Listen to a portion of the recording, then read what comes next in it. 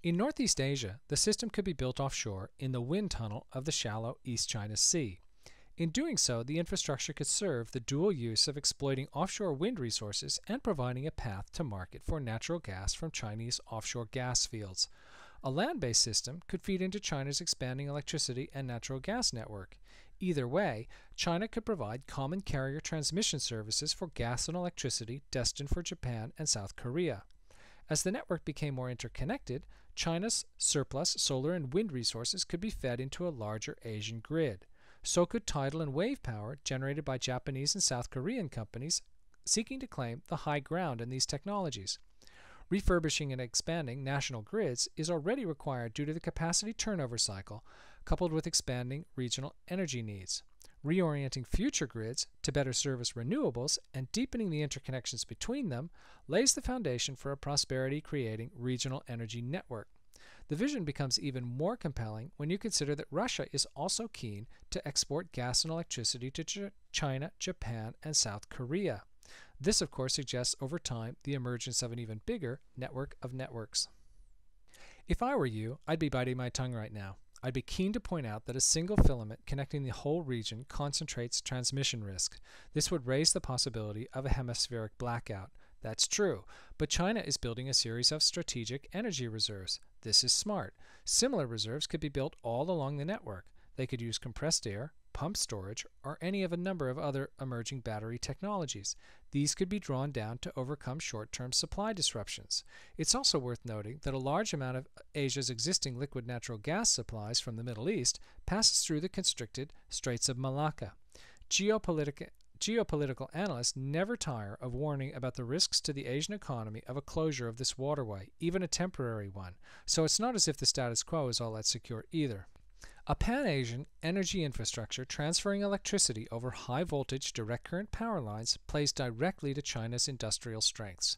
China is engaged in a massive build-out of its own internal electricity transmission grid. This has included a strong focus on developing next-generation technology called ultra-high voltage direct current power lines.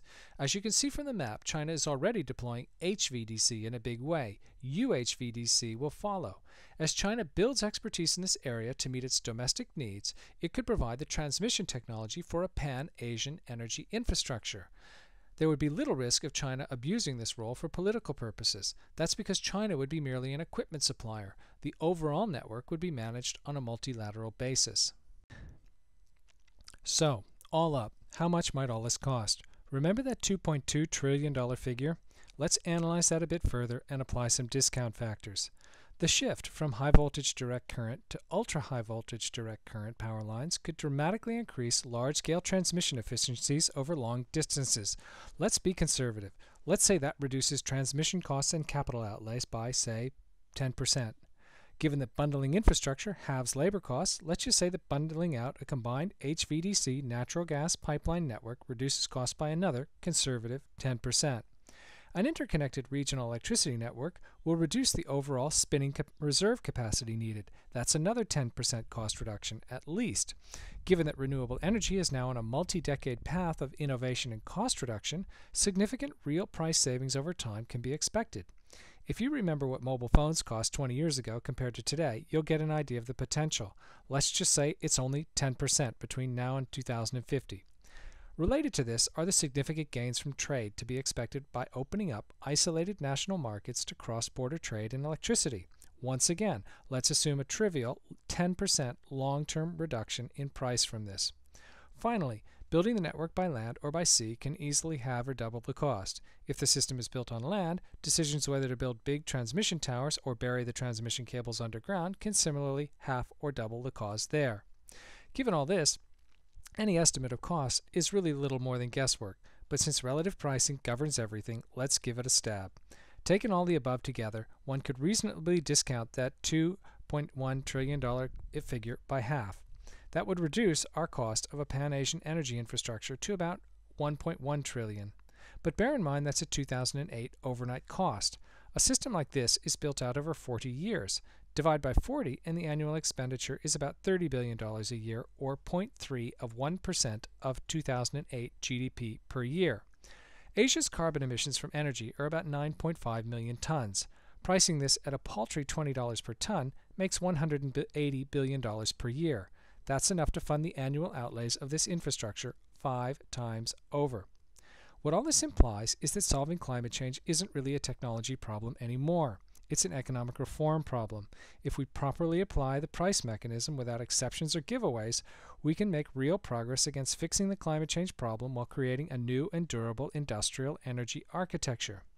This brings me to my next point. A Pan-Asian energy infrastructure is almost certainly good for business. The better overall price signaling resulting from increased cross-border energy trade would dramatically enhance competition and innovation. The market would rapidly sort out winners and losers. Everyone would gain from the efficiency this would bring. In comparing the European DESERTEC Industrial Initiative with a Pan-Asian energy infrastructure, some striking similarities emerge. Let's look at these. Start with Europe, the bottom graphic. These are numbers generated by the German Aerospace Center regarding the European Union's and North Africa's combined electricity profile out to 2050 if the DESERTEC Industrial Initiative becomes a reality. At the bottom of the graph are the two dangerous and dirty energy sources, nuclear and coal. Between now and 2040, the German Aerospace Center forecasts a complete phase-out of nuclear in Europe. Meanwhile, it sees a continuing legacy role for coal, which would still satisfy about 15% of 2050 electricity supply. About 40% of European supply would be met by wind and concentrating solar power. Another 30% would be satisfied by a host of other renewable energy sources like tides, waves, geothermal, biomass, solar photovoltaic. Any one of these could become an upside wildcard, creating a bigger wedge for itself. At the top, the load balancing technologies of natural gas and hydro would expand dramatically between now and 2020.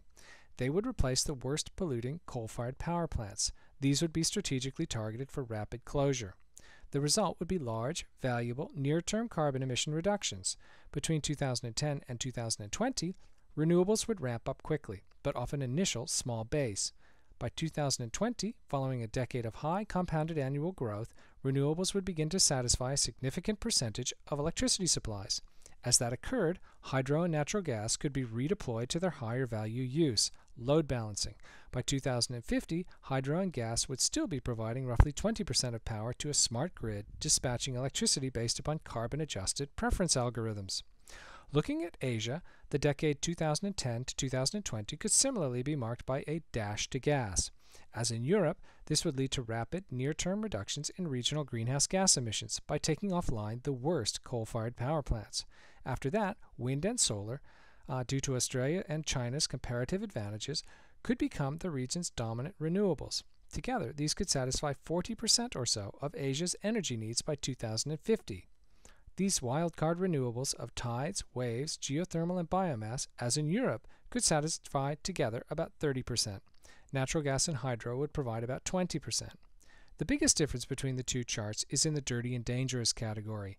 Europe plans to phase out its nuclear power industry altogether. In Asia, nuclear will still satisfy about 10% of demand in 2050, mostly due to China. Otherwise, the charts are nearly the same.